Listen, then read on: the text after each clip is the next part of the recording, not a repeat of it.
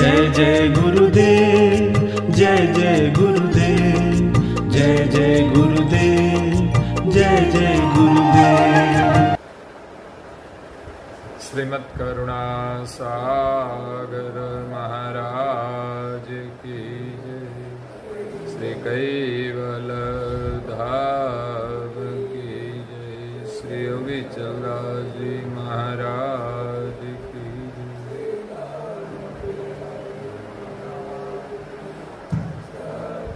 सत्यवल साहेब, सत्यवल साहेब, सत्यवल साहेब।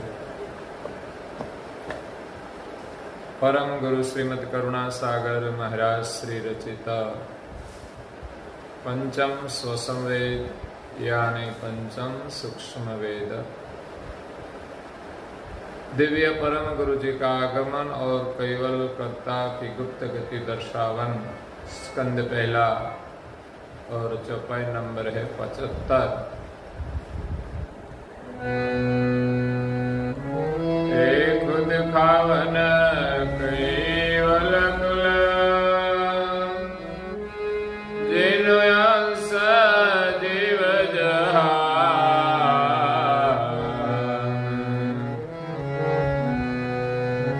आयो ए प्रथुत से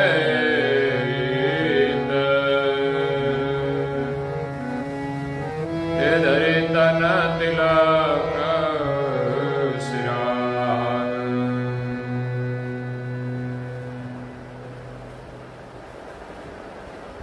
प्रिय भक्तजनों,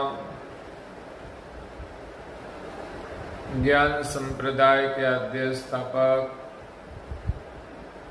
अनंत ब्रह्मांडाधीश कैवल कर्ता के परम विशेष अंश, अनंत अंशों के तारणहार, कैवल धर्म धुरंधर, नव बुद्धि के सागर, सकर्ता सिद्धांत का प्रतिपादन करने वाले महान समर्थ, परम श्रेष्ठ, परम विभूतिवान, परम दयालु, परम कृपा निधि,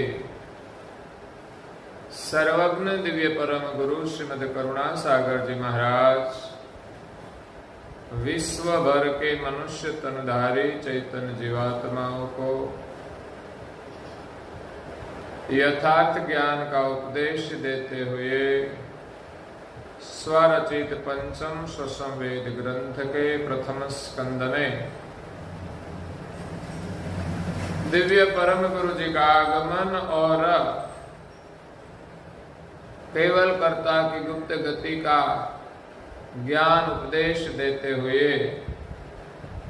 75वीं चौपाई में कहते हैं कि खुद खावन कैवल कुल,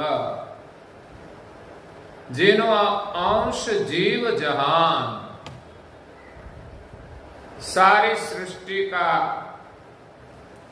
एक ही कुल है, एक ही सृजनहार है, खुद खावन सर्जनहार, जो खुद है, खावन है, सबके मालिक है, वो कैवल कुल। 14 तबक जिन सिर पर और 14 उपचार, मध्य महल कैवल कुल सुगढ़ सभोम सघार। ते कैवल खुद खावन, अखिल जीवन कीर्तार, कहे कुबेर दर्शावहूं, जो जन होय हमार। 14 तबक जिनके सिर पर सर्जनहार का स्थान है और 14 उपचार अगल बगल में सब, सारी सृष्टि की जो रचना है, मध्य महल कैवल कुल। सर्जनहार का धाम सृष्टि की मध्य में है, सुगढ़ सभोम सगार। ये भूमि सुंदर है, सगार प्रगाढ़ है।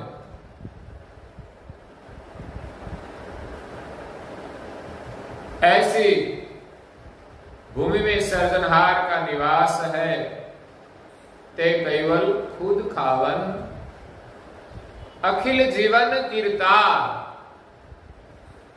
सारी सृष्टि के जो सभी अंश है, जिन अंश जीव जहान, सृष्टि के 14 लोक में निवास करते सामान्य और विशेष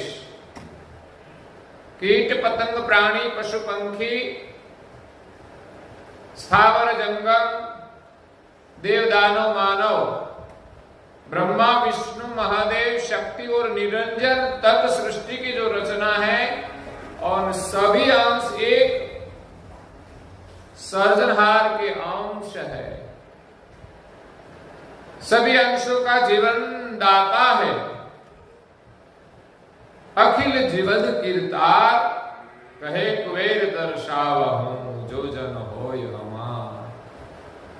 परम गुरु श्रीमद करुणा सागर जी महाराज श्री कहते हैं कि जो मेरे शरण में आएगा, मेरा लक्ष्य ग्रहण करेगा, तो उनको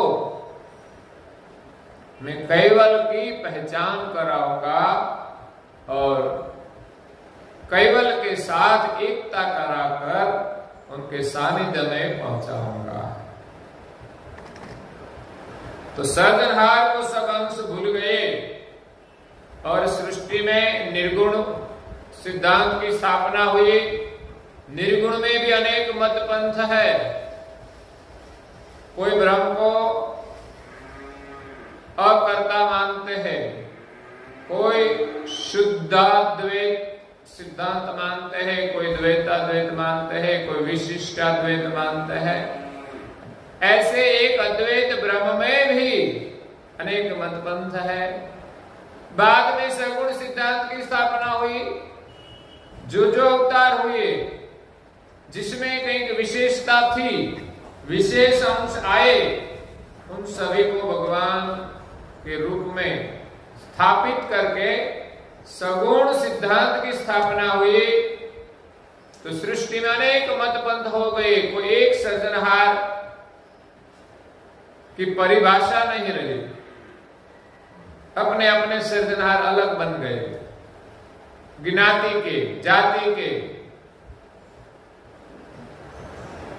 और जिनके निकट में आ गए वही उनको मानते हैं। बाद में कबीर जी का सिद्धांत का वर्णन परम गुरु जी ने किया कि संसार में उसने वेद की पार रास्ता किया। अखा जी का नाम भी इसमें शामिल है, जो बड़े ज्ञानी थे। तो कबीर जी ने सार शब्द रहित घर और नहे अक्षर का लक्ष्य धर्मदास को दिया और किसी को नहीं दिया, क्योंकि वो अधिकारी नहीं थे। बाद में कबीर जी के पास अपने हृदय में जो अनुभव था, इस 3 जो लक्ष्य है, सार शब्द रहित घर और नहे अक्षर, उनका सार एक था कि तीनों को जानने वाला चैतन्य अंकुर अंश वो अलग है, लेकिन वो किसी को पता नहीं है। और कबीर जी ने कहा कि वही जो अंकुर रूप अंश है वही करता है। शरीर में तो क्रिया करता है, लेकिन सृष्टि का वो करता नहीं है। इसलिए सृष्टि के सर्जनहार कौन है उनका स्थापन नहीं हुआ है, उनकी पहचान नहीं हुई है, ऐसा परम गुरु जी का कहना है। इसीलिए परम गुरु जी का आगमन हुआ है।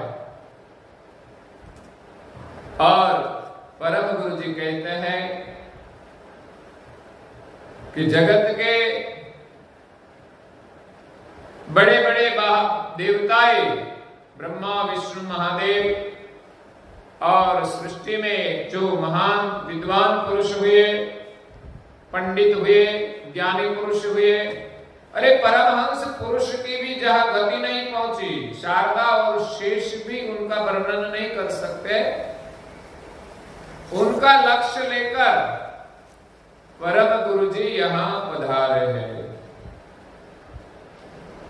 और परम गुरु जी यहां स्वयं स्वसंवेद की स्थापना करके सकर्ता सिद्धांत का स्थापन करते हैं कि सारी सृष्टि के एक ही सर्जनहार है।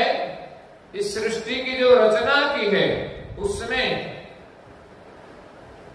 परम गुरु जी स्थावर और जंगम जाति का पंचीकरण का वर्णन करते हैं। ब्रह्मांड में निवास करते देवी देवताओं का शरीर का वर्णन करते हैं। ये जो ब्रह्मांड है उनका भी पंचीकरण का वर्णन करते हैं और विध विध प्रकार की जो रचना की है उनका वर्णन इस ग्रंथ में आगे करेंगे। उनकी शुरुआत यहां से होती है कि आये प्रथु से इत। सारी सृष्टि में मृत्युलोक और देवलोक में सामान्य और जो विशेष अंश है वो सर्जनहार ने सृष्टि की रचना की। तब अपनी अंतर्वृत्ति से सामान्य और विशेष और परम विशेष अंश का सर्जन किया। कहा जाता है कि सबसे पहले परम विशेष अंश जो अपने सानिध्य में है उनका सर्जन किया और उनके सामने ही सृष्टि की रचना की है। और दूसरे प्रकार के अंश ऐसा होता है ना कि घर में पहले एक बालक का जन्म होता है, वो बड़ा कहा जाता है, उनके बाद दूसरे का जन्म होता है। मैंने तो सुना है एक साथ दो बालक का जन्म होता है, इसमें भी थोड़ा छोटा बड़ा मानते हैं कि पहले जिनका प्रसव हुआ दो बालक का भी पहला जो प्रसव हुआ उनको बड़ा मानता है। तो परम विशेष अंश सबसे बड़े हैं। बाद में जो देवताएं हैं वो विशेष अंश है, परम नहीं है। उनके पास विशेष गति है, विशेष सामर्थ्य है। सर्जनहार ने उनको विशेष विभूतियां भी दी है सृष्टि का संचालन करने के लिए।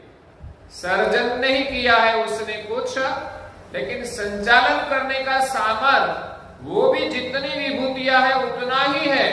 सारी सृष्टि का संचालन वो नहीं कर सकते। तो ये विशेष अंश सृष्टि में आए और सामान्य अंश जो मृत्युलोक में 84 लाख प्रकार के शरीर में विराजमान है वो सभी सामान्य अंश है। आयु प्रथु उत से इत। सर्जनहार के सानिध्य में से उनका जो धाम सारी सृष्टि की रचना के मध्य में है।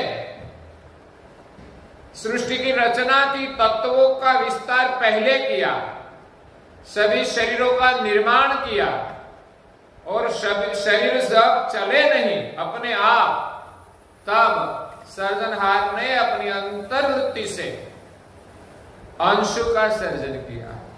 तत्वों का सर्जन बाह्य वृत्ति से हुआ है और शरीर में जो अंश है वो अपनी अंतर्वृत्ति का है। वो सभी अंश जब कर्ता के सानिध्य में से इस सृष्टि में प्रथम आए तब धरी तन तिलक शिरान। अपने सिर पर मतलब अंश का जो स्वरूप है, उनका जो शरीर है, अंश का जो देह है, उस शरीर पर, उस तन पर तिलक की निशानी, तिलक धारण करके इस सृष्टि में आए हैं। वो तिलक कैसा है? तो बाल तिलक है, ऐसा कोई स्थूल नहीं है। वो बाल तिलक एक चैतन्य स्वरूप है। मतलब वो बाल तिलक अंश की गति के रूप में है कि जब अंश इस बाल तिलक की गति से कैवल धाम से वो सृष्टि में आ सकते हैं। उनको कहा जाता है सर्जनहार की जान। सर्जनहार का लक्ष्य कि मैं सर्जनहार का अंश हूं और अणियाड़ी गति से, अणिअग्र गति से वो सृष्टि में गमन कर सकते हैं। अगर अणिअग्र गति नहीं होती तो अंश गमन नहीं कर सकते। अंश को जहां भी गमन करना हो वो अणिअग्र गति से गमन करते हैं। तो कैवल्य धाम से जब अंश आए तब अपने सिर पर जान रूप जो तिलक की गति थी वो धारण करके आए थे। और आगे कहते हैं ते तिलक निज निर्णव बरनऊ करता संबंध जय लक्ष्य से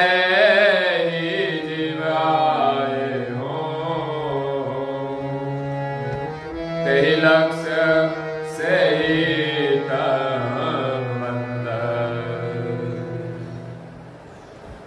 यही तिलक निज निर्णव, अंश के सिर पर जो तिलक धारण किया है,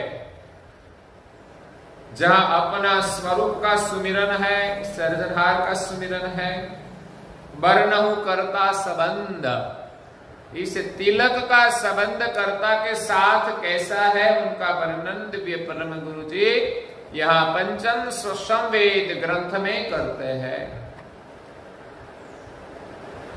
वो तिलक कोई साधारण नहीं है, सामान्य नहीं है, सिर्फ हमारे ललाट में धारण करना सिर्फ नहीं है। उसका मतलब क्या है, उसकी महिमा क्या है, उनका वर्णन परम गुरु जी करते हैं कि जिनका संबंध कैवल्य के साथ है, जाहिते संबंध निज पद अनुरागा, क्यों न करही ते तिलक अभागा। जे ही लक्ष्य से ही जीव आए हूं, सिर पर तिलक धारण करके ये जो लक्ष्य लेकर अंश इस संसार में आए, ते ही लक्ष्य से ही तनुबंध। इस अणिअग्र लक्ष्य से अंश जिस शरीर को धारण किया, स्थूल सूक्ष्म कारण, महाकारण और परम कारण, वहां से वही लक्ष्य से अंश इस शरीर के बंधन में बंध गए। वो अणिअग्र दृष्टि से शरीर में प्रवेश किया तो देह रूप हो गए। बाद में जो लक्ष्य की जान थी वो विसर्जन हुई। तो कहते हैं हे निज पति से जब बिखरे हो, विलसे हो, ए रति अंकुर अणि भेष, ते कारण तनु पर विखरे हो विश्व विदेश। निज पति से जब भी विल से हो, सर्जनहार के सानिध्य में से सामान्य और विशेष अनंत अंश जब इस सृष्टि में आए तो सर्जनहार से अलग हुए, बिखरे हूं, विलसे हूं, विलास करने के लिए जब सभी अंश वहां से अलग हुए, रति अंकुर अणिभेश, जो अणिअग्र तिलक की जो गति थी, उनका जो स्वरूप था, इसमें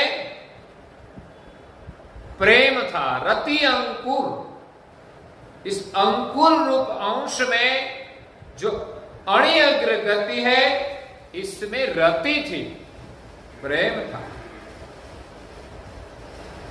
कहा जाता है कि आरत, अक्कल, सुरता, नुरता, उपजन का अंश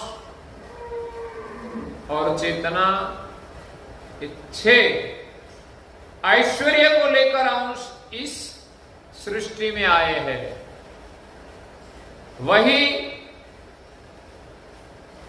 अंश का स्वरूप है, उनका लक्ष्य है। ते ही कारण तनु परम ही, यही बाल तिलक की अणियाड़ी अणि अग्रगति है। अंकुर रूप जो अंश है वो अणि अग्रगति युक्त है, और अणि अग्रगति के कारण, ते ही कारण तनु परम ही,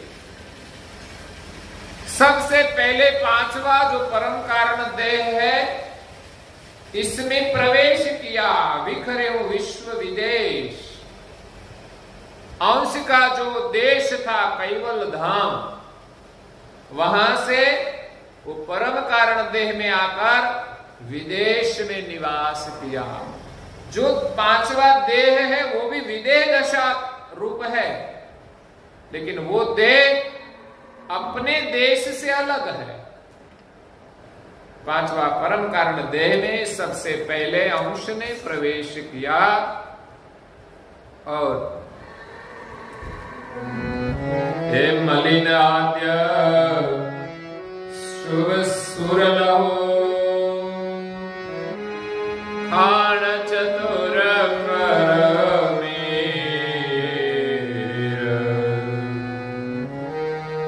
विधि भात जित तित जीवा,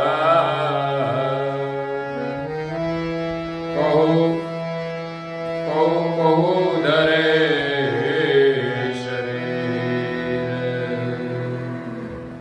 मलिन आद्य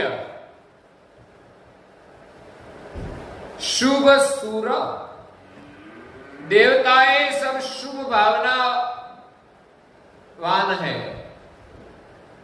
देवों की भावना सामान्य जीव से शुभ रहती है, ऐसे शुभ गति के देवताएं और मलिन गति के सामान्य अंश, सामान्य अंश की गति इस देह में आकर मलिन हुई। वो परम कारण से नीचे उतरकर महाकारण, कारण, सूक्ष्म और स्थूल में प्रवेश किया। स्थूल में प्रवेश करके खाण चतुर कर मीरा, अंश को कर्म बंधन महाकारण देह से लागू पड़ता है। परम गुरु जी ने कहा है कि कर्म का बंधन 4 देह तक है।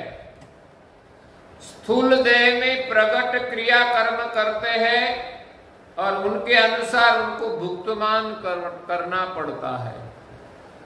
दूसरा जो सूक्ष्म देह है, इसमें मनवांचित कर्म होता है, उसका कर्म का फल सूक्ष्म देह के रूप में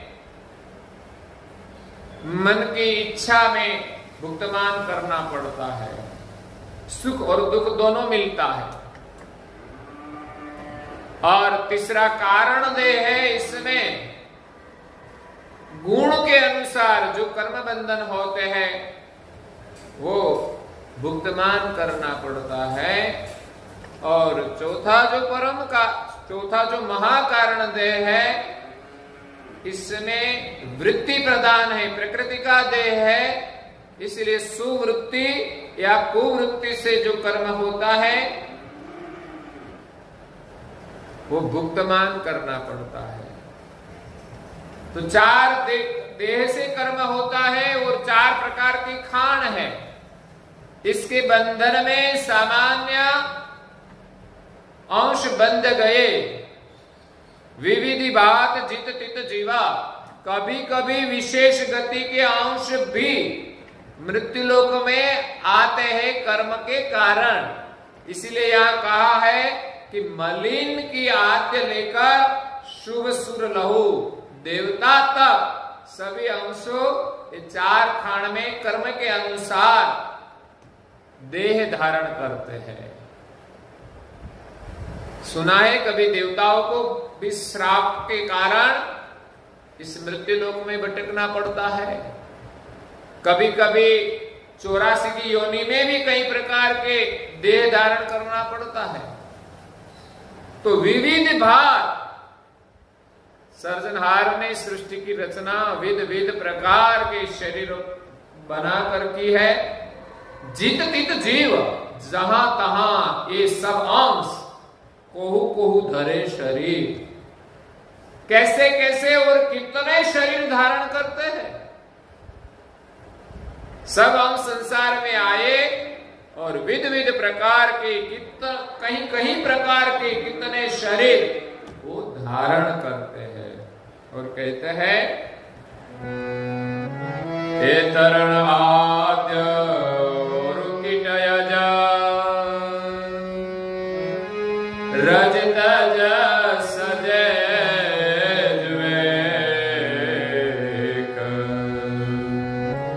हे सर्वतनो पर निज बदीन के चिन दिन आनी।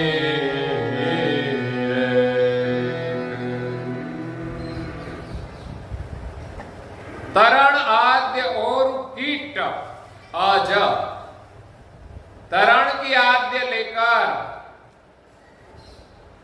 कीट से पतंग पशु प्राणी पंछी स्थावर जंगम देव दानव मानव ब्रह्मा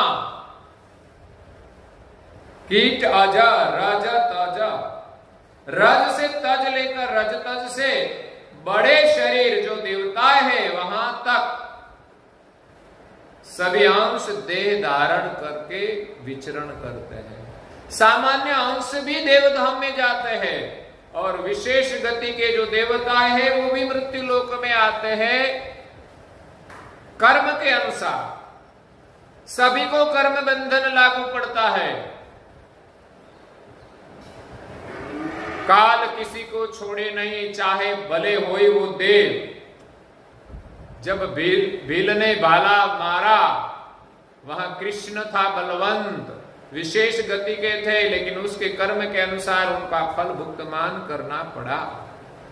कहा जाता है कि रामचंद्र जी ने अवतार लिया, उनका भी कारण कर्म है। किसी ने श्राप दिया था, किसी ने कुछ किया था, वो सभी का योग हुआ था और रामचंद्र जी को अवतार लेना पड़ा। वो भी कर्म के अधीन है। आज अयोध्या में जहां राम का जन्म हुआ था त्रेता युग में, बाद में द्वापर चला गया और कलयुग आया।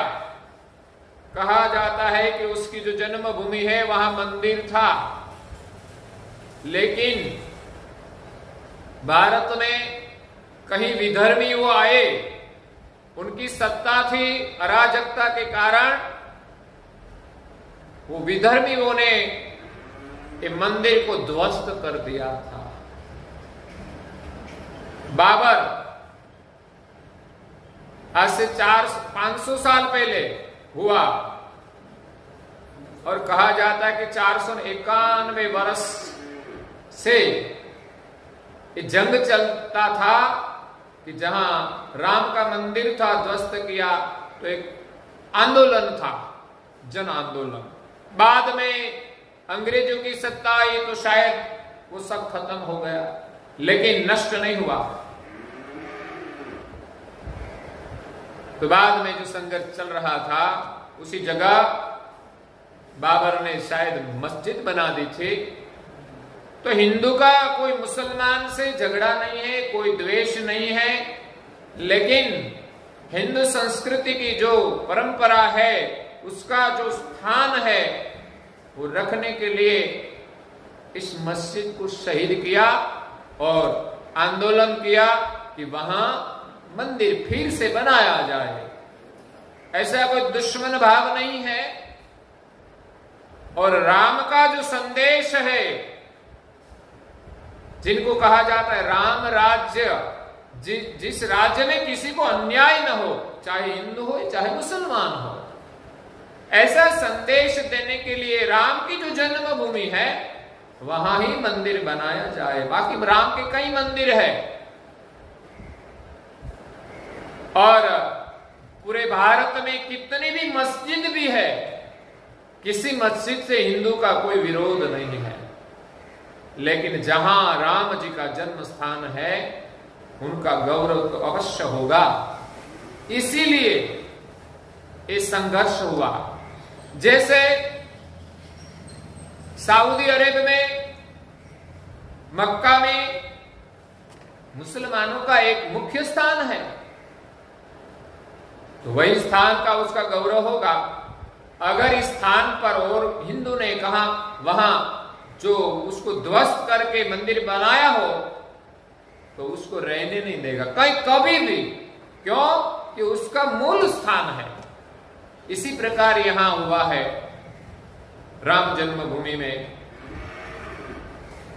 ये जो मस्जिद ध्वस्त किया उसके बाद कई संघर्ष हुआ, कई लोग मर गए, लेकिन बाद में उसका कभी निराकरण नहीं हुआ था। कई सरकार आती थी लेकिन वो निराकरण नहीं करती थी।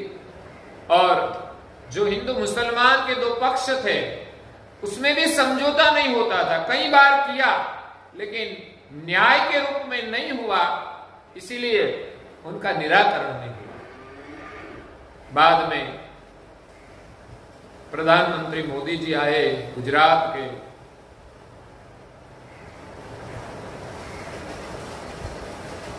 तो उसने इस प्रक्रिया को आगे बढ़ाया और जो न्याय प्रक्रिया सुप्रीम की है इसने आगे बढ़ाया और सुप्रीम ने जो निर्णय दिया उसके अनुसार वहां राम मंदिर का शिलान्यास आज हो रहा है। आज एक ऐतिहासिक दिन है 5/8/2020। वर्तमान प्रधानमंत्री नरेंद्र मोदी जी के कर कमलों और भारत भर के बड़े संत महापुरुषों के साथ वहां भूमि पूजन हो रहा है। तो एक बड़ा ऐतिहासिक दिन है। तो रामचंद्र कौन है, उनकी पहचान परम गुरु जी ने की है। उनका अवतार विश्व के लिए बहुत जो प्रेरणा रूप है, एक अच्छे पुत्र के लिए, एक अच्छे राजा के लिए कैसे राज किया जाए, एक पुत्र धर्म क्या होता है, पूरी रामायण समाज के लिए बहुत उपयोगी है। एक नारी का धर्म क्या है वो भी प्रेरणा मिलती है। और कभी किसी को अन्याय हुआ हो, ऐसी अहल्या का भी वर्णन है कि उसको भी न्याय मिले। सबरी जैसी कोई नारी भक्ति करती है तो उनको भी राम मिलता है। तो ये रामायण सारे समाज को प्रेरणा देती है। लेकिन परम गुरु जी कहते हैं कि जो जो सभी विशेष अंश सृष्टि में आए अपने कर्म के कारण, उसने देह धारण किया, रज तज सजे जुए, सर्व तनु पर निज पतिन के, सामान्य और विशेष गति के जो अंश है उन सभी अंशों ने सामान्य स्थूल दे, किसी ने सूक्ष्म दे, किसी ने कारण दे, किसी ने महाकारण दे धारण किया है। वो सभी के शरीर पर उनके स्वामी निज पति है। चिन्ह दीन अणि रे, उनकी पहचान कराने वाला अणि अग्र रूप चिन्ह जो है वो बाल तिलक है। जो चिन्ह सभी अंश धारण करके आए हैं वो चिन्ह यही है कि हमारे सिर पर सर्जनहार है। उनकी जो जान है वही भाल तिलक है। वो अणियारी गति से सभी अंश आए हैं। सभी सामान्य और देवताओं के सिर पर भी यही अणिअग्र भाल तिलक का प्रतीक है। उनकी एक पहचान है कि हम सब एक सर्जनहार के अंश है। तो परम गुरु जी उनका आगे विस्तार से वर्णन करते हैं वो हम कल सुनेंगे। और आज के प्रवचन को यहाँ विराम देते हैं। श्रीमद् करुणा सागर जी महाराज की जय। कैवल धाम की जय। श्री अविचल दास जी महाराज की जय।